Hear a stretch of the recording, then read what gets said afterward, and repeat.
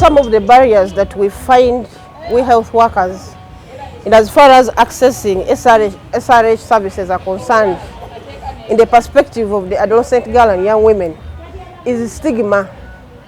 The issue of stigma, both institutional stigma and even the self-stigma among the AGYs. The fact that our health facilities serve all populations. You find that some of these girls fear to come and access services, because when they reach there, they find people who are mature, people who are judging them, and they shy out. And shying out means that they will go again and engage in risk activities, and perhaps they will get unwanted pregnancies. So much as SRH services are there in our health facilities, we were of the view that at least if they would find a one-stop center for an adolescent girl and young women, that when she comes for other services, even SRH services are integrated into the other services that they can get. And perhaps MSAO, we can always quantify the number of girls that have come for SRH services, and they walk down to the what? To the teenage section, such that they have their services given to them together in a friendly environment, that they're not even scared about anything.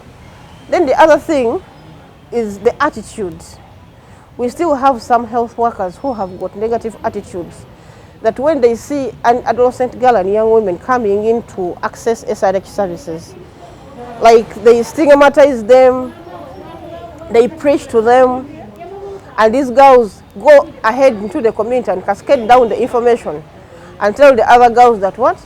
That when you go there for services, they will stigmatize you and they end up not coming. So when they involve themselves in risky behaviors and they get pregnant, they end up using other methods that even what? Take their lives. So I was of the view that we as health workers, we should not judge. Let us be highly non-judgmental, create a lot of confidentiality, such that we can what? We can increase access of these AGYW girls in as far as acquiring the services of SRHs are concerned. Then when you look at even the working hours, like we work from Monday up to Friday, there is always a missed opportunity when it comes to weekends. Like some of these girls find the time over the weekend, and you find that there is no MSAO who has been given a program to work over the weekend. So when they bounce, some of them even stay very far.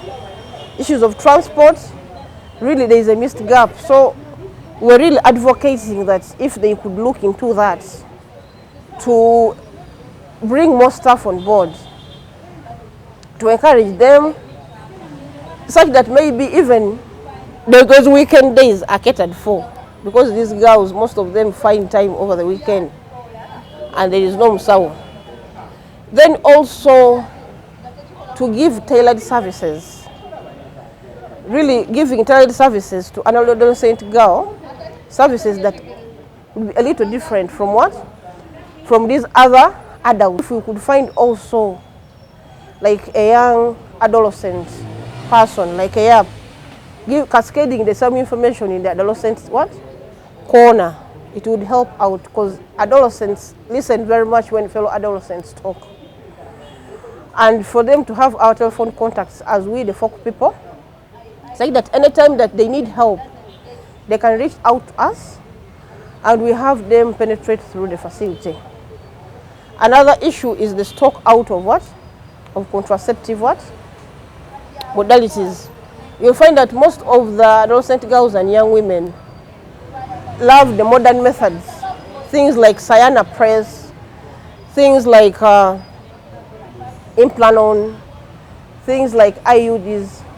But sometimes you find that in the store, these things are out of stock. And at times when they are requested, it takes a lot of time to be brought. And when they keep coming and they are bounced, they lose the game. And they end up what? Not coming completely. So this exposes them to unwanted pregnancies. They don't have money to go and access such services from private sectors. So looking into issues of stock, enough stock, is equally important. And lastly, the issue of us, the Basau, changing our attitudes. Let us make sure that we serve people as they come. Our role as the Basau, at our back mind, we should know that we were put in those places to serve, but not to judge. Not to judge. So we should work on our attitudes. We should develop positive attitudes to all clients as they walk in health facilities. Thank you.